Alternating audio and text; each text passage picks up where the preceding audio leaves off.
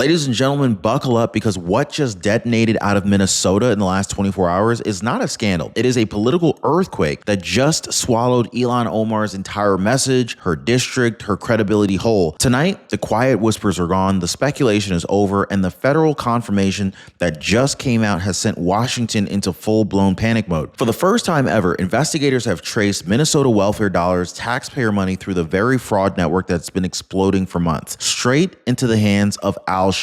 This is a foreign terrorist group, a group linked to Al-Qaeda, and the group that the federal prosecutors are now saying has been skimming off the top of Somali remittance pipelines that run straight into Ilhan Omar's backyard. And when President Donald J. Trump got this briefing, he didn't hesitate, he didn't stall, and he sure as hell didn't ask for permission. He dropped the TPS hammer on nearly 1,000 Somalis in Minnesota, effective immediately. And the political shockwave has Ilhan Omar doing something we almost never see, melting down in public, because this isn't just fraud anymore. This isn't mismanagement. This is terror financing. This is national security. This is Omar's district that's tied to one of the largest welfare scandals in American history, and the walls are closing in fast. And so when you hear her reaction, when you hear what she said today, you're going to understand exactly why her entire base is in free fall. Now, folks, the scale of this disaster is almost impossible to wrap your head around. Federal prosecutors are saying that the Feeding Our Future operation has now ballooned to 78 criminal indictments, and the total haul, money meant to feed American children,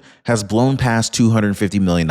And the deeper the investigations dig, the uglier it gets, because this wasn't one organization or one mastermind or one misunderstanding. This was a coordinated network across Minnesota's Somali community, siphoning taxpayer dollars at a level that was never seen before in American welfare history. And just when you thought that it couldn't get any worse, it did. Federal counterterrorism officials are now confirming that a portion of these stolen welfare dollars, this is money taken from American families, by the way, was traced through Somali remittance channels straight into territories that are controlled by Al-Shabaab, the Al-Qaeda-linked terror group. This happened through the old Hawal system where money moves informally through across borders, and Al-Shabaab taxes every transaction, meaning Minnesota's welfare fraud wasn't just corruption, it was a revenue stream for an active jihadist organization. Now, moments like this kind of remind us how many systems that we rely on every single day, especially when it comes to our retirement and our healthcare. And you can't see stress, but you can for sure feel it, especially when you don't trust your Medicare plan. This is why I partnered with Chapter. They lift that weight by simplifying your Medicare coverage. Now, one viewer said, it was like a load came off my chest. Now, most people are choosing lighter. They're dialing the phone number right there at the bottom of your screen. And of course, it's completely free for the Ron Yates community, or they're visiting askchapter.org/Ron. That phone number again is 909-563-8279. Here's another real comment from one of you guys.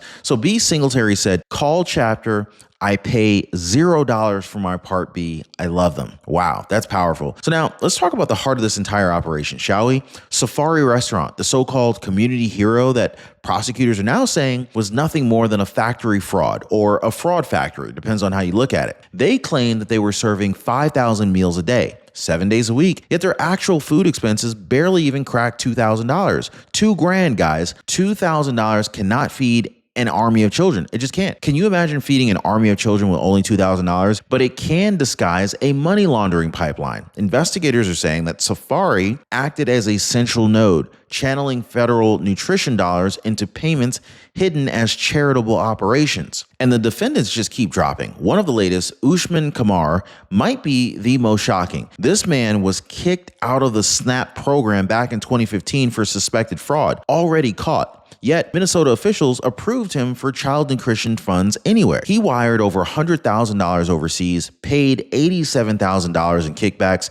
and even bought property using stolen funds. Then came the 78th defendant from Pelican Rapids, claiming 6,000 meals a day, twice the town's population. This isn't fraud. This is a criminal ecosystem. And look, stories like this, they're exactly why most people feel lost trying to figure out what's true, what's a lie. I mean, like, what can you even believe anymore? The media landscape is a complete mess. Information spreads faster than anyone can even verify it. Algorithms trap you into these echo chambers, and most outlets are just paid to keep your attention, not to keep you informed. This is why why I use Ground News. Ground News pulls from over 50,000 sources, and it shows you the bias, the factuality, and ownership behind each one. I mean, take this very story on the Minnesota fraud scandal. Ground News shows that it's been covered by over 20 plus outlets, with left-leaning headlines downplaying the terror angle, while right-leaning outlets highlight the Al-Shabaab link. I mean, you can compare every headline in one place. I love it. In fact, scan the QR code on your screen right there. I absolutely love it because it really helps you to step outside the bubble. You can see different viewpoints and think critically. Get 40% off their Vantage Pan by clicking the QR code on your screen right there, or by visiting ground.news/Ron Yates. But here's where the scandal stops being just about the criminals, and it starts being more about the people who were supposed to be stopping them. So Minnesota state officials approve these operators again and again and again, even with past fraud flags right in front of them. They greenlit impossible meal numbers, ignored these obvious red flags, and allowed repeat offenders back into the system. So whether it was incompetence, indifference, or something far darker than that, the message is clear. The state was either asleep at the wheel or they were complicit. Now, what do you guys think it is? Do you think that the state was in on it, or do you think that the state was just simply asleep at the wheel? And so, with the fraud now crossing into potential terror financing, Minnesota's Republican delegation has had enough. Tom Emmer, Michelle Fishback, Brad Finstad, and even Pete Stauber have formally demanded that the DOJ open a full federal terror investigation. And their question is simple. Were Minnesota taxpayers inadvertently funding terrorism? Now, this is not political theater. That is national security. With 78 indictments, terror-linked remittances, and a state government that's asleep at the wheel, the GOP says that the scandal is no longer a local corruption issue. This is a direct threat to America. And of course, we can clearly see the ties between this and Ilhan Omar. Well, President Trump didn't waste a single second. The moment the terror financing assessment hit his desk, he slammed down the TPS termination order for nearly 1,000 Somali nationals in Minnesota, effective immediately. No grace period, no appeals, because in Trump's America, national security comes first every time. He framed this move exactly as it is: a defense of the nation, a shutdown of fraud pipelines, and a clear message that the United States will not fund terrorism directly or indirectly ever again. And this is when Ilhan Omar completely lost it. So Ilhan Omar marches out to the microphones and she declared, "Somalis are not terrorizing the nation. We are the fabric of America." Really? Okay. Well, she blamed racism, blamed xenophobia, blamed Trump, blamed everyone except the criminals stealing hundreds of millions of dollars. She framed the community as victims, not perpetrators. She refused to condemn the fraud. She refused to support the deportations. I mean, do any of you guys think that she should be supporting the deportations? Do any of you think that Ilhan Omar herself should be deported? But instead, Ilhan Omar attacked Trump for defending the country. This was a meltdown, public, defensive, and politically disastrous.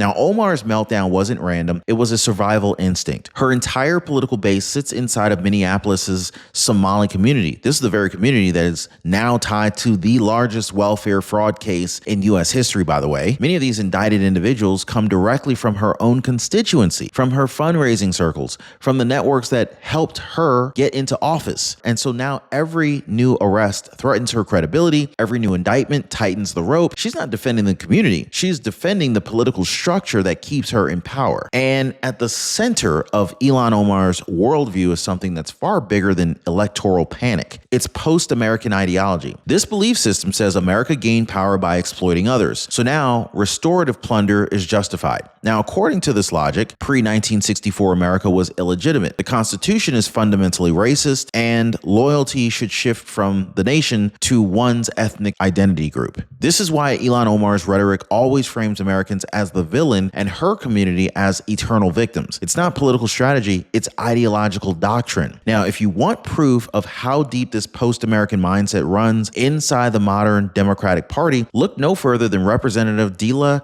Ramirez. Standing in Mexico City speaking in Spanish, she proudly declared, "I am a proud Guatemalan before I am a proud American." And the crowd cheered. Now, this wasn't a slip. This was a worldview. It's the idea that loyalty belongs not to the United States, but to one's ethnic tribe, exactly the mindset that's fueling Omar's defense of her district's fraud networks. The modern Democratic Party has become a collection of ethnic power blocks, BLM activists, La Raza organizers, Somali nationalist networks, Guatemalan political associations, all operating under the banner of grievance-based identity politics. Now, loyalty isn't to America, it's to the group. It's tribal. And this is why Democrats protect these fraud networks even when the evidence is overwhelming. If the tribe is threatened, they close ranks. Now, Omar isn't just defending fraudsters. She's defending the ethno-tribalist coalition that her party now relies on to survive. So President Trump responded to this entire scandal with the same clarity that he brought back in 2016. America first. No exceptions. He declared that post-American ideology is dead in his administration. National loyalty is the standard. Terror-linked fraud gets zero tolerance. Instead of hand-wringing or political correctness, Trump ordered a federal cleanup. DHS, DOJ, and Treasury moving in lockstep to dismantle every remittance pipeline feeding terror networks abroad. Under Trump, America is not apologizing. America is defending itself again. Now, this scandal isn't just bad for Omar. It's existential. Her district is now tied to the largest welfare fraud scheme in American history, with federal confirmation that some funds reached a foreign terror group. Her response? Calling it racist, attacking investigators, playing the victim card, of course. Even Democrats are whispering that she looks panicked, out of touch, and loyal to Somalia first. Moderates who once tolerated her are now seeing the writing on the wall. Ilhan Omar's political foundation, it is collapsing under her feet. And so now the anger is erupting from the ground up. Minnesotans, Democrats, independents, moderates, they're all furious. They're now asking how hundreds of millions in child nutrition funds could vanish. Meanwhile, the state looked the other way. They're demanding accountability after learning that taxpayer money ended up in an al-Shabaab territory. Calls for Omar's resignation are growing. Calls for Ilhan Omar's deportation are growing, right along with talks of recall mechanisms. This isn't partisan outrage anymore. This is a multiracial, working-class rebellion from people who feel robbed, betrayed, and even deliberately kept in the dark. And so with terror-linked fraud now exposed, the Trump administration is treating this as a national security emergency. DHS, DOJ, and Treasury are now under direct orders to trace every remittance pipeline touching Somalia. Investigators are warning that similar fraud rings may be operating quietly in other states, exploiting the same loopholes. Years of lax oversight created vulnerabilities that hostile groups exploited. Trump's directive is clear. Shut it down, tighten the vetting, and protect the homeland. Under this administration, national security is not negotiable. It is a priority. And so this scandal isn't just reshaping Minnesota, it's reshaping the entire national immigration debate. With terror-linked fraud confirmed, TPS prosecutions for other high-risk countries, they're now under review. Refugee vetting standards, relaxed for years, are tightening again under President Trump. And for the first time, federal regulators, they're openly discussing whether remittance networks should be reclassified as monitored financial channels due to the terrorist taxation. The days of send money overseas with no oversight, those are over. This case forced America to wake up. Now, this is where the contrast becomes undeniable. Omar says America's racist, Somalis are victims, and fraud investigations are persecution. Trump says America must defend itself. Investigations are necessary, and terror financing will not be tolerated. Now, one narrative weakens the country, but the other one protects it. And polling shows Americans overwhelmingly side with Trump because the facts are too big to ignore. When taxpayer dollars end up in terror-controlled territory, people don't care about identity politics. They want security. And so as we move into early 2026, Ilhan Omar faces the most vulnerable moment of her entire political career. Minnesota Democrats are now privately panicking, unsure of how to defend her. The GOP challengers are already lining up, backed by a fired-up base and a national security message that cuts through every demographic. Even left-leaning voters are voicing frustration over the fraud, over the excuses, and the deflection. The battlefield is shifting fast. And for the first time, Omar's seat isn't just contested, it is endangered. And now the whole nation is watching. Minnesota, yes, Minnesota has become the epicenter of the largest terrorism financing scandal in American welfare history. Federal agents warn more indictments are coming, more money trails, more exposure. The story isn't winding down in the least bit. It's accelerating. And Ilhan Omar is standing in the blast zone. Her district has become a symbol of what happens when post-American politics collides with real-world national security. The scandal is no longer a headline, it's a turning point for the country. So ladies and gentlemen, the fraud network is unraveling, the terror links are confirmed, and the walls around Ilhan Omar's political empire are collapsing faster than ever every single day. Stay tuned, stay vigilant, because this story is about to get even bigger. Hit the like button, subscribe, share this story to someone who needs to hear about it. We'll see you next time.